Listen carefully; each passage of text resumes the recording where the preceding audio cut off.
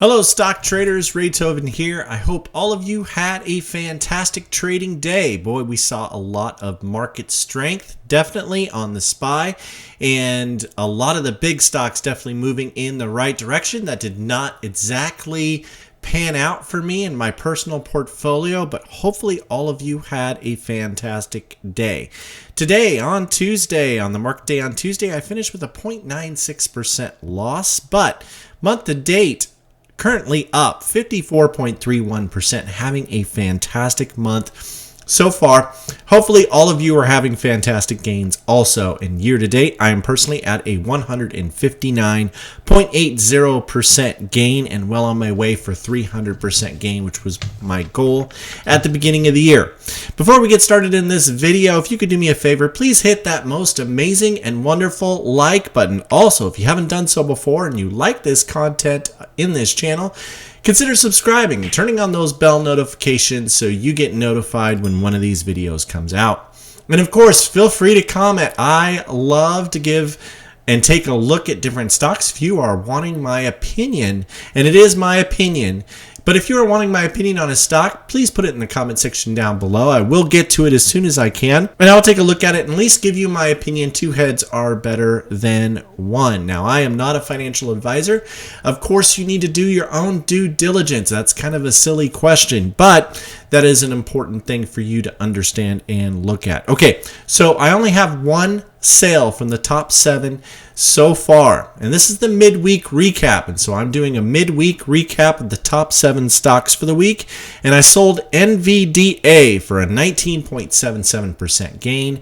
At the end of this video, I'm going to give you a replacement pick for that I believe that will help you to be successful and that you will have a good time trading that has a catalyst behind it that should really do well. Okay, so let's recap this top 7 list and the stocks that have not been sold. Number 7 is DSS. I am up in it just a little bit, but on Tuesday this finished down 3.35%. Next to number 6 is GLP, and this has been a long time member of this top 7 list, and on Tuesday, it finished up 0.61%. I really do think this one will catch fire eventually. It hasn't done so yet, but it is having constant insider activity, and it's an insider swing play, and I think it's one that's going to do very well. Number 4 is GEO, and on Tuesday finished down 5.50%. So unfortunately, that one was down. Number 3, PFSI, finished down 0.13%, but had more insider activity today.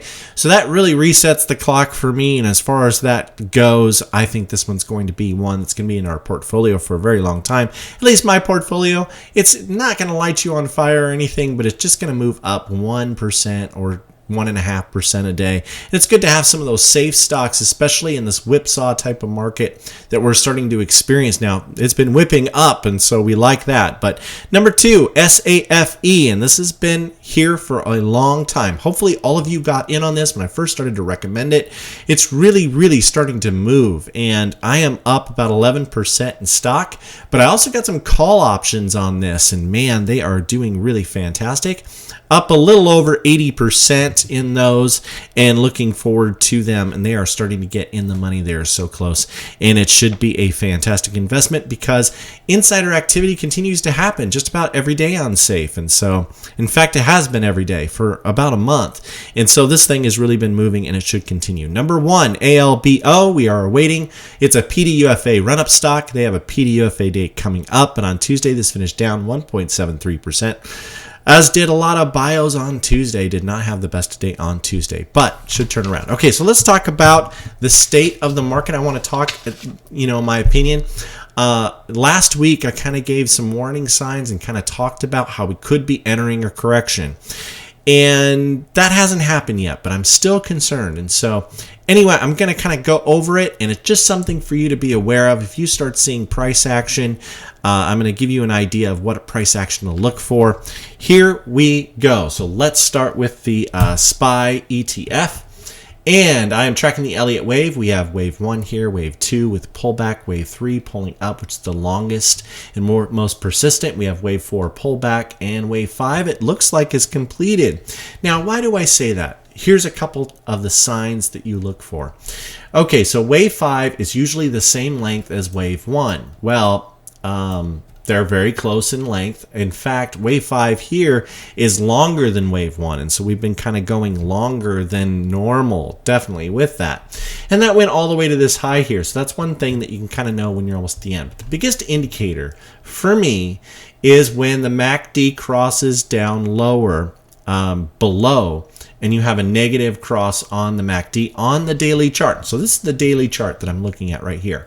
And so since this has gone negative, then I'm concerned that we should be going into a 3-wave correction. Well, this could be kind of a weak 3-wave correction here. This could be leg 1, and then we have that dead cat bounce upwards here, and then the 3rd wave is always the longest. Now, here's the levels you need to watch. A level of support on the SPY that is very, very important, and that is 400, because we have a gap that has not filled at 400, and at some point that gap is going to fill. And so I think we could see that would be a pretty drastic downturn on that. That would be a 5% downturn on the SPY. But you know, usually that those type of things fill during a correction, and this is the time frame when it should be a correction. But the market's not being that way. Now, I'm happy that it's that way. I'm just a realist on it. Now, take a look at it. Typically, after a bullish 5-wave, you have a 3-wave correction. It just seems to happen that way. It happens a lot in the market. It's happened over and over again since the 1920s. And so it is something to pay attention to, these different patterns in the stock market. Anyway, hopefully it all continues going up. You know, hopefully our everything continues to do well. Okay, so let's take a look at the triple Qs and see what's going on there. So we got the Invesco triple Qs. Man, looking fantastic. This is very, very bullish. There's a lot of rotation that's going into tech right now. And so the NASDAQ is doing very, very well for that reason. Okay, let's go to IWM and take a look at the small caps, because I have so many small caps. I like them. They're fun. Now, they all have catalysts behind them. Any stock that you buy, you should have a catalyst behind it. You should have a strategy behind everything that you buy and you own. That is something I say all the time. Okay, so we've had a negative cross on the Russell 2000, but just like the SPY, we are moving upwards over the last couple of days. So you can see this really roll over, and it seems like this is A, and maybe wave B, maybe it continues a little bit into tomorrow, and then we see it could go lower. Could go lower. Now, I am a bull. I always hope the market goes higher, but I think it's important that we be prepared. Okay, so let's take a look at the VIX. The VIX indicator is something that I look at just because market volatility, the more this goes up, this went down 6% today. So that means fear is leaving the market. That is very bullish for the stock market. So the VIX is telling a different story. So we might not fill that gap right now, and we might go into a weird little choppy interim kind of time, and then eventually go back into a 5-wave sequence and be bullish all over again.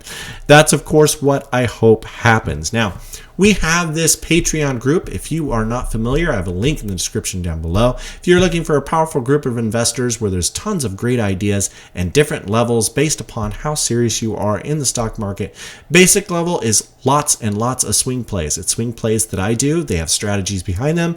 Literally, you can buy them, you can hold them. Hold them for 5 days, hold them for 3 days. Some of these are longer swing plays, 3 weeks long, a month long. So we have a lot of those PDUFA and phase data plays in there. It's great for someone who works a lot and doesn't want to check the stock market very much, but wants to get some stocks that really, really help them to grow their portfolio.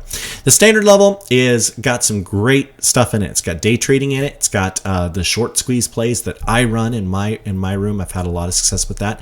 Have John's callouts, which are just absolutely fantastic. He has a lot of really great value picks and different things of that nature. We have Ryan Shot Caller in there. So there's lots of great individuals, Captain Penny, that really help out. And that standard room is great for that. Now in the premium room, what you get is lots of penny stock plays. So I have my penny stock plays. John does some value picks and some SPAC picks and some penny stock picks also in there. He helps me out a great deal in that room. If you're looking for a group and to really grow your portfolio, you might check it out. Lots of great stuff. And of course you have access to me and to ask me any questions whatsoever in that room. I am available. Okay, so I said I would replace NVIDIA, so it's time to replace NVIDIA, and I'm replacing it with stock pick, drum roll please, AFI. So this is Armstrong Flooring, and very, very significant insider activity. And so today this went up 9.54% because this was called out in the Discord group. And then also a lot of people saw the insider activity and saw, wow, okay, here we go. So it went up 9.54%, but there is so much more to go. I wouldn't recommend something here. I'm trying to find stocks for you if you are on YouTube and you're not a Patreon member, stocks that you can make money on. I'm not just arbitrarily picking things and hoping they do well. So anyway, this is not a pump and dump scheme. This had insider activity. The insider has to hold it for 6 months. So most likely this is going to continue to move upwards. Anyway, my average, it's $5.96 since calling this out to our group. It is up 4.03%. And Aaron English, $2 million insider purchase, very significant, and this has happened a couple years in a row. There's been lots of insider activity on this. Around this time of year is typical, and it has always reacted well to insider activity, so I really, really like that. Okay, so different levels. Let's take a look and see what we got here. Okay, so we have it where it got rejected right at 650 twice. So if this thing gets above 650, it absolutely flies. So tomorrow morning, if you could get in on this, and maybe it's down a little bit in pre-market because it's had such a good day, but you might try a pre-market order. Try to get into this thing. Try to get a really good deal. Try to sucker someone out of their shares that they can sell you, because this thing, I think, is going to do very, very well. Maybe you can get in around 610. I mean, that would be fantastic if you have level 2 data. You know, take a look at the different bids and asks, and I always do a penny better. That's what I do. Anyway, should be really good. We're about to have a MACD Golden Cross. We have a lot of momentum after this fantastic day, and so I expect that Armstrong Flooring should be a great pick for you. I, of course, wish you all the best on the stock market. It is tough out there, but please remember to do good with your profits. Please put some money and donate some money at the end of the year to help your community and make this world a better place. I wish all of you the best and look forward to seeing you in the comments section, and Raythoven out.